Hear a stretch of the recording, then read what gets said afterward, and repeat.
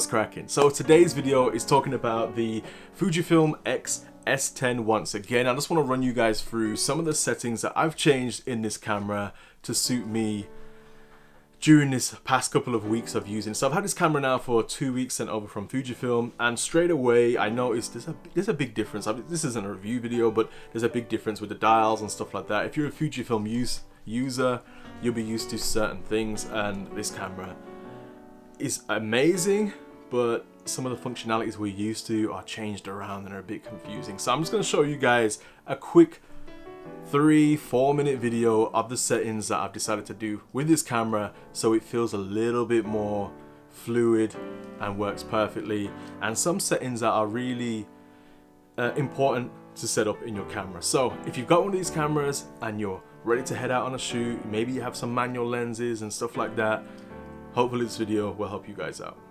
Let's get straight into it. So the first things I want to run through are custom settings. Now that's what I love about Fujifilm cameras. You can change the buttons to be different functions, right? So all these buttons here, you can change those to be something else. You guys probably know that already. What I have changed in this camera are just 2 buttons on this camera. So I've changed the red button here, you can see here, the record button, because I think it's unnecessary. Like, why do you have a record button there and then that also, you know what I mean, the shutter button records anyway, so why do you need 2? Pointless. I know what they're thinking. Obviously a red record button, it means record video, right, in any situation, but I've just changed that out. So what I've changed that for is when I hit that button now, it sends me to full HD, you know, full high speed, 120 frames per second, 240 frames per second. So I can go in there, I can change my frame rate and change it to 120p, 240, and I just find it to be super easy. Say if I'm here in video mode, this battery's about to run out now as well. Say I'm here in video mode, click that button, I can go straight into high speed if I need to, right? Or I can press, you know, the shutter button to record. Pretty simple. The next button I've changed is this button here, right next to the EVF. Now I'm not sure what that button was used for previously, but I've set that to now playback. So my images, it can play back my images. Reason why I've done that is because it's so annoying when, let's say it's on a tripod or something, you've got to then reach over here to press play, and as you can see, I keep swiping the EVF, or maybe I'm looking through the EVF and the way I'm holding the camera is I'm adjusting the lens with my left hand, so I've only got to use my right hand here. It's just easier to hit that to go to playback afterwards than to try and go across here, or to take my hand off the lens and then go and press here. I wish the playback button was around this area anyway. Hold down display back, this one down here, that's the one, sorry.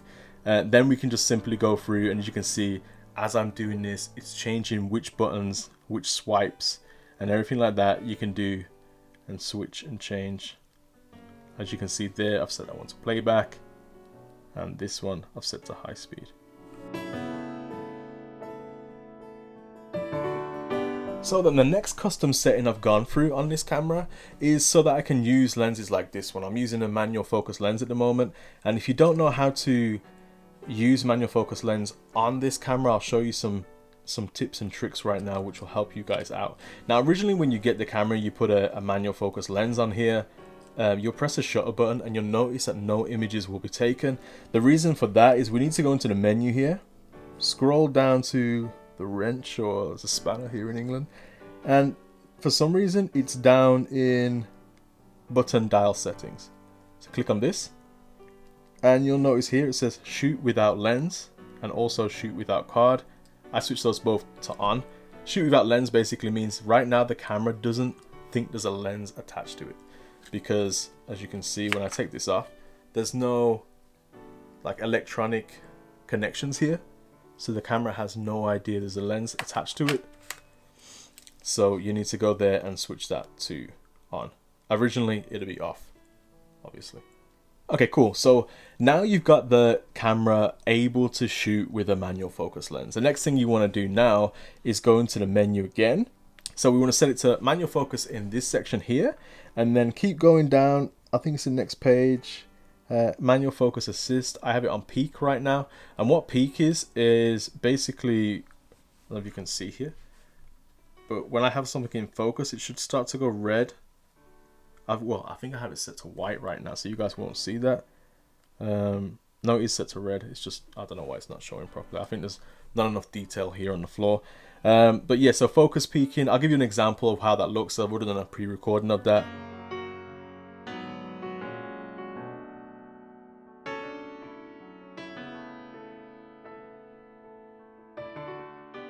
You get another one here, so you get a prism, which is like a circle icon here with some squares in there, and when they line up inside of that circle, the squares disappear. That's when you know you're in focus. Also, digital split image. I love to use this one. It reminds me of the old film days, where basically the image is like really split, and then when you get your focus, it all goes nice. It's hard to explain what it does here on the video, but when you go through the settings, you'll understand. And I have mine set to monochrome because I just feel like it's easier to focus in black and white, right? And then obviously you can go back to standard, which doesn't give you any help whatsoever. All you can do is press the little joystick here inwards, and then you get a zoom, and then of course we can then focus how we would normally focus in life. Press it again and we should be in focus. Alright, so the next custom settings that I've done recently, and I made a video about this a few days ago, is when we go into the menu here and we scroll down to screen setup. I've adjusted the screen and the EVF brightness and the colors to match my color calibrated professional BenQ monitor, which I use to edit all my images. So I just want it to kind of be more coherent. I want it to be a bit more level playing field across all of the field, if that makes sense. So in my viewfinder, I want it to look very similar to how it looks on my LCD screen here, and I want all that to look very similar to how it looks on my BenQ screen. So if you guys don't have a color calibrated monitor, or you want your images to look a bit more, say, how it would look on a color calibrated monitor, then follow my settings here. Gosh, that was a mouthful, jeez. So EVF brightness, I have +2. My EVF color, I have -1. My EVF color adjustments, I have red +1 and blue +3. LCD brightness, I have +1. My LCD color, I have -1. And my LCD color adjustments, I have red -3 and blue +3. And that should give you a very balanced look from both the viewfinder and the LCD screen. But I'll tell you straight away, you don't need to change this. This is just my preference. And Fujifilm do an amazing job out of camera straight away. And if you watch my previous video, you'll see what I mean. Alright then, so finally let's move on to the settings that I like to use for my video functionalities. So let's go into the menu here and I'm already set to movie, by the way, at the top dial here. So when we go into the menu, movie should be the first one up.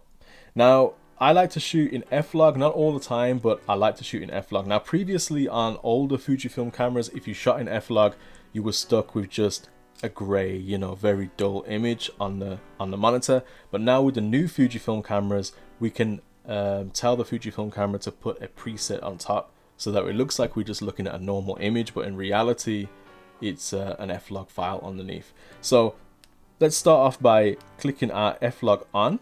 Now you'll notice mine's full of nice colors, and that's because I've gone into the menu here and I've gone down back to the spanner, and I believe it's the screen setup. Keep going down in the screen setup here until we get to F-Log View Assist on. I switched that on. So if I switch that off, you'll see a difference now. It's very gray, it's very dull, not much color going on. And then when I go back and I switch, oops, back down to the spanner, screen setup, keep going down, F-Log View Assist, switch that on. Now it's a lot more rich and vibrant on the screen, and that just helps a lot because it's really difficult to get the image looking perfect when it's really like basically monochrome and very desaturated. So if you guys are finding that to be an issue, that might be the setting you need to change. Okay, and my final video setting that I always change on all my Fujifilm cameras is when it comes to the image quality. So what I do is I go into image quality here. So right now I'm in Film Simulation Eterna. I'm not sure if this works when you're in F-Log, but if you decide not to use F-Log, because F-Log shouldn't be used in every single scenario, there's scenarios where it just won't work. So I tend to fall back on Eterna.